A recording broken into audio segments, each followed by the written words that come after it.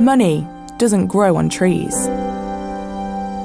But chopping them down has helped lots of the world get richer. Since the beginning of the 20th century, humans have been raiding these resources almost as though they were limitless.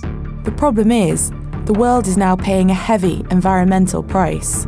It certainly looks like a crisis after the worst drought in 80 years. So is there a financial solution? If we don't change the movement of money, we'll continue to finance ourselves into extinction. Is paying for trees to be protected and restored the answer? And how do you put a price on their worth?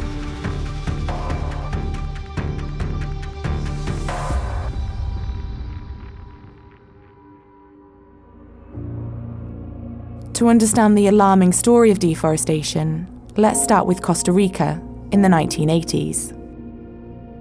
Nunca vi a mi papá sembrando un árbol maderable.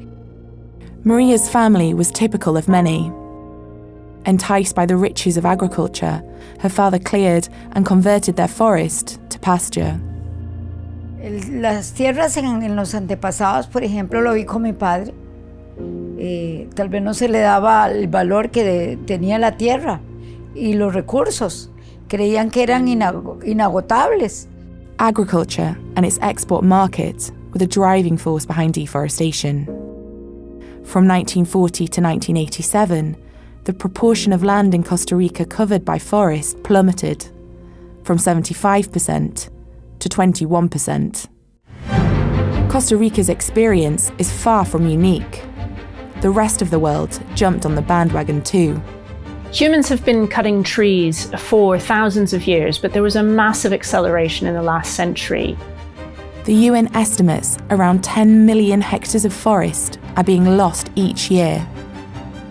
That's around 27 football fields every minute.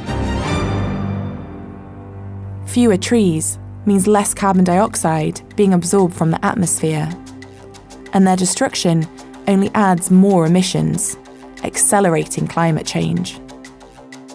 At the heart of this global crisis sits the world's largest rainforest and the so-called Trump of the tropics, Jair Bolsonaro. Primeiro você tem que entender que a Amazônia é do Brasil, não é de vocês. A primeira resposta é essa daí. From 2019 to 2022, the rate of deforestation in Brazil rose by roughly 50%, attracting critics around the world. The problem is, it's a bit rich for wealthy countries to demand that poorer ones give up the economic benefits of deforestation. The majority of deforestation in recent years has really been driven by agricultural expansion in developing countries. It can almost seem hypocritical to criticise these developing nations for following a pathway that effectively made rich countries wealthy in previous centuries. So, what can be done? The simple answer is for rich countries to incentivise poorer ones to protect and restore their forests. One thing the wealthy world has tried is stumping up cash for new tree planting schemes, but many of these haven't borne fruit.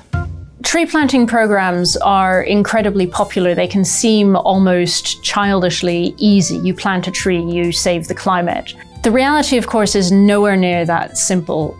In terms of the climate, it can be far more beneficial to conserve the forest that's there. So, another way is to focus rewards for developing countries on conserving existing forests.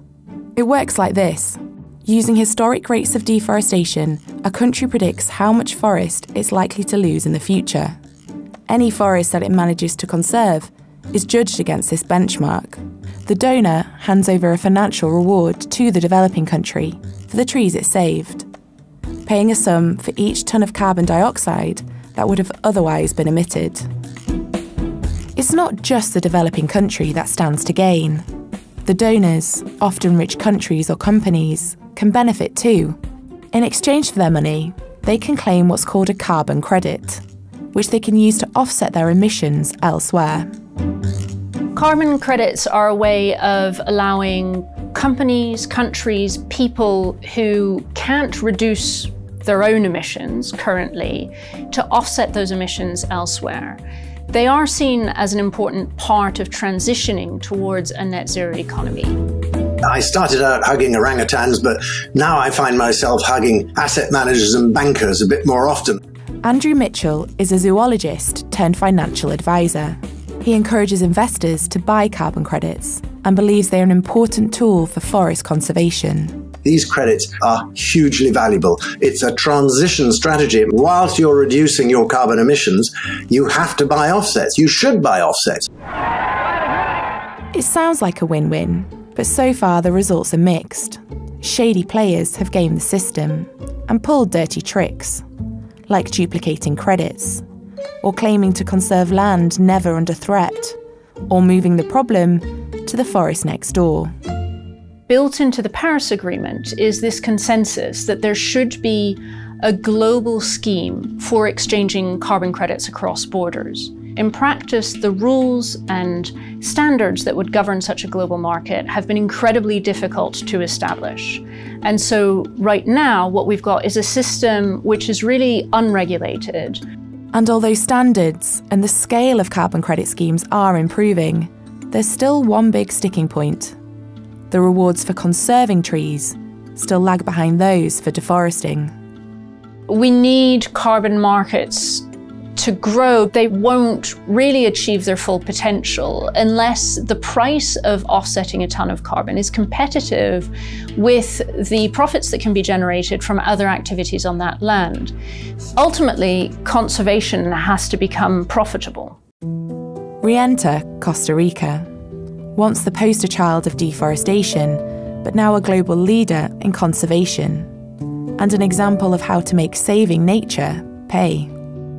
Here, landowners are paid by the government to restore and conserve forests, and this has helped to create new and sustainable economic opportunities. Económicamente o calidad de vida la tenemos mucho mejor que anteriormente. Remember Maria, whose father made a living out of chopping down trees.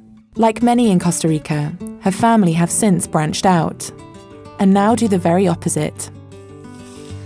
Hola, mi amor, qué dicha que vinieron. ¿Cómo están mis corazones? Maria and her grandchildren replant forests. So far, 350 hectares worth.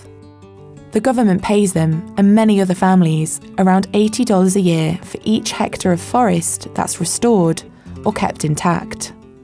Nosotros iniciamos con poca tierra, pero gracias a esos dineritos que recibimos se fue comprando más terreno y se fue comprando otro poquito más. Agradezco mucho al Fondo Nacional Forestal, al Estado, a todo aquel que hizo posible que empezáramos. It might sound like a government subsidy scheme, but here's the key bit. It's not. It's a system known as Payments for Environmental Services, launched in the late 90s. It's paid for by citizens, who are seen as benefiting from the services provided by healthy forests, like carbon storage, the protection of vital food chains, and clean water. The money is not coming from the national budget. The money comes from those who benefit. Carlos Manuel Rodriguez is Costa Rica's former environment minister and the brains behind the scheme, which is paid for by a levy on consumers' water bills and a tax on their fuel use. Costa Rica was the first developing country that put a tax on carbon to generate a revenue for the payment of environmental services. Everybody who uses fuel in Costa Rica and pollutes the environment contributing to climate change must pay in the price of purchasing that fuel an extra amount that goes to this forest fund that pays farmers. So far, the scheme has invested more than $500 million in the conservation of forests. And it's paid off. In the space of a generation, forest cover in Costa Rica jumped from 21% to more than 50%. With the restoration of trees have come new opportunities for profitable and sustainable industries, blowing away the idea that conservation and economic development are always at loggerheads.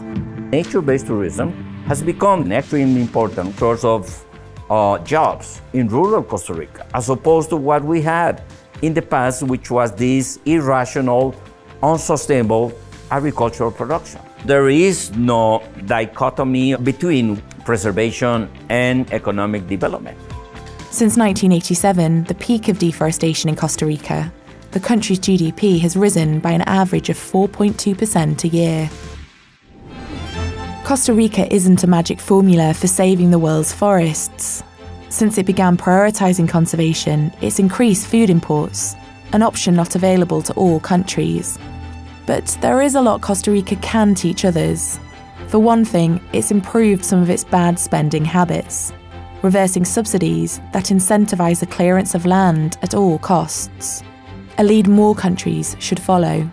We should put more money into the protection of nature from governments, but the reality is, even if we doubled all that money, it wouldn't come close to beating the subsidies that directly cause harm to nature.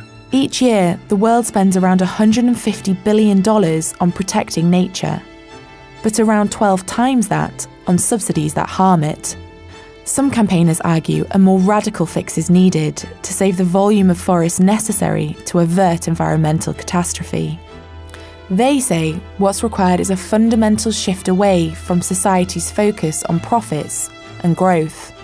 The problem with GDP is that it measures everything we build and nothing that we protect. That's all beginning to change now. People are waking up to the importance of keeping nature going to keep our economy going. Not everyone supports such a drastic change to economic thinking, but most do agree that change is not happening fast enough, with the eyes of many global leaders on other challenges. The world is facing multiple crises. In the midst of all this, there's a risk that nature conservation and the climate crisis are demoted in the pecking order. But climate change, the global climate, does not wait for short-term crises to pass. Me siento muy orgullosa de cuidar el bosque. Lo hemos visto con nuestros hijos. Lo hemos visto ya ahora con nuestros nietos. Paying for the services trees provide is not a silver bullet that will reverse climate change. The world needs to urgently reduce industrial emissions and prioritise policies to decarbonise economies. But unless trees are worth more alive than dead, deforestation and its devastation will continue.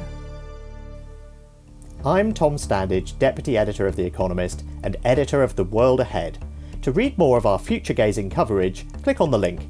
Thanks for watching, and don't forget to subscribe.